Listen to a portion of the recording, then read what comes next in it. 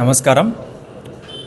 ఈ నెల 12వ తారీఖున ప్రజా ఉద్యమం పేరుతో మెడికల్ కాలేజీల ప్రైవేటీకరణకు వ్యతిరేకంగా చేస్తున్నటువంటి ఉద్యమానికి సంబంధించి ఈరోజు శిల్పా రవిచంద్ర కిషోర్ రెడ్డి గారి కార్యాలయంలో పోస్టర్ ఆవిష్కరణ చేయడం జరిగింది.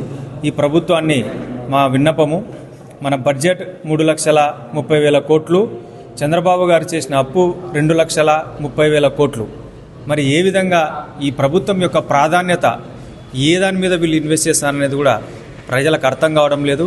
1,00,000 కోట్లు పెట్టి ప్రపంచ స్థాయి రాజధాని కడతా అంటాడు. 1,00,000 కోట్లు పెట్టి ఆయనకు సంబంధించిన అన్యాయులకు ఎక్కడ కూడా లేనటువంటి పరిశ్రమలకు విపరీతమైనటువంటి సబ్సిడీలు ఇస్తాము, పొలాలు రూపాయికి ఇస్తామని చెప్పే ఈ ప్రభుత్వం ప్రజల వైద్యం మీద ఎందుకు కాన్సన్ట్రేషన్ చేయడం లేదని చెప్పేసి మాకు కూడా అర్థం కావడం లేదు. కాబట్టి చంద్రబాబు నాయుడు గారు కూడా మరొక్కసారి పునఃపరిశీలించి ఈ అంశాన్ని వెనక్కి తీసుకొని వైద్యాన్ని ఖచ్చితంగా ప్రభుత్వమే నిర్వహిస్తే మంచిదని చెప్పేసి మా అభిప్రాయం. Thank you.